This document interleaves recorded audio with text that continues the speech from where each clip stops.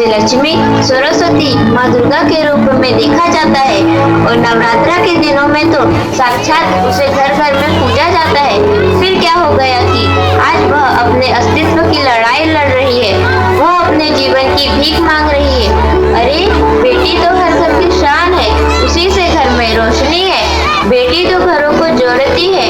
तो आइए बेटियों के सम्मान में हम एक नाटक प्रस्तुत करने जा रहे हैं। इसका शीर्षक है बेटी बचाओ बेटी पढ़ाओ।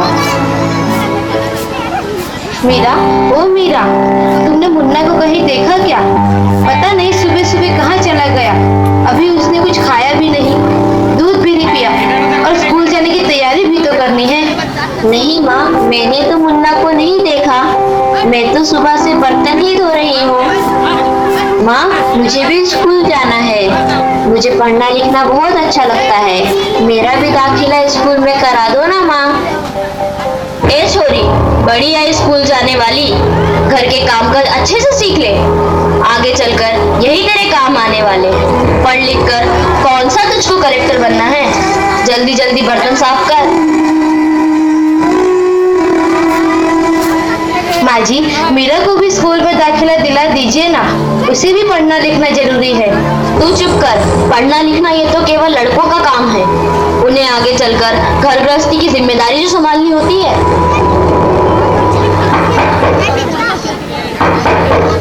अरे क्या हो रहा है? कौन किसकी जवाबदारी संभाल रहा है और हमारी मीरा बेटी क्यों रो रही है? देखिए ना डॉक्टर दीदी, दादी मुझे स्कूल ही जाने नहीं देती, कहती है तुझे पढ़ लिख कर क्या करना है, आगे चल के चूल्हा चौका ही तो संभालना है। अरे यह तो बहुत गलत बात है माँ जी।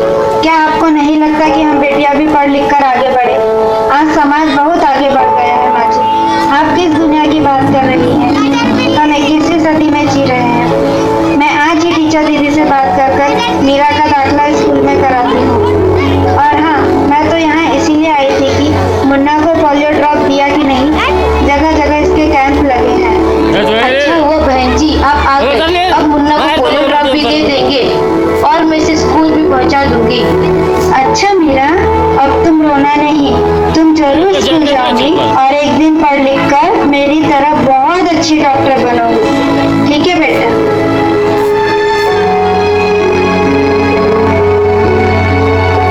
बहू, जरा एक गिलास पानी तो लाना। अभी लाई बाबूजी।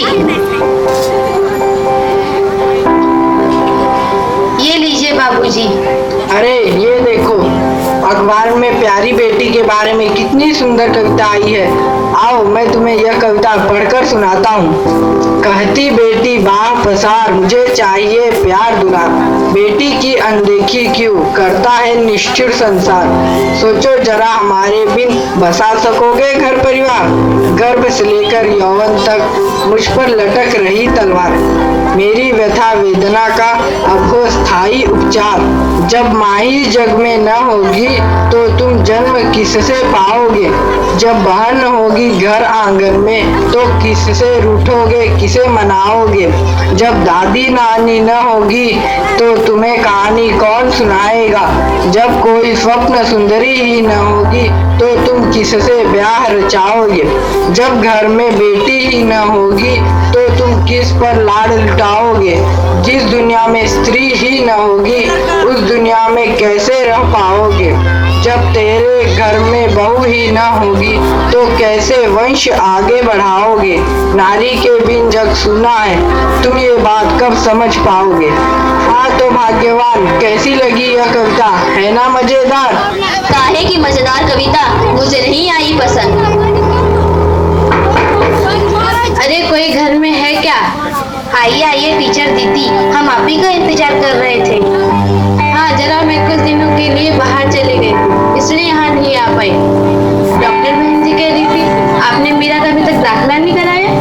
ये तो बहुत होनहार छात्रा है, हमेशा अच्छे अंक लेकर उत्तीर्ण होती है। हाँ मैं भी तो यही चाहती हूँ कि मीरा स्कूल जाए, खूब पढ़े, पर मेरी यहाँ सुनता कौन है। हाँ हाँ, खूब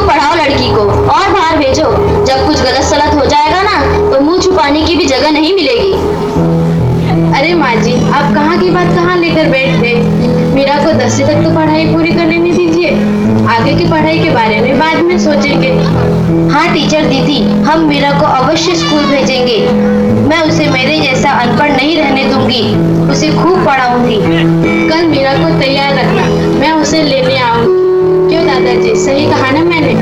हाँ हाँ बेटा, बिल्कुल सही कहा। मैं तो कब से कह रहा हूँ कि मीरा को भी स्कूल जाने दो। प्रेरणा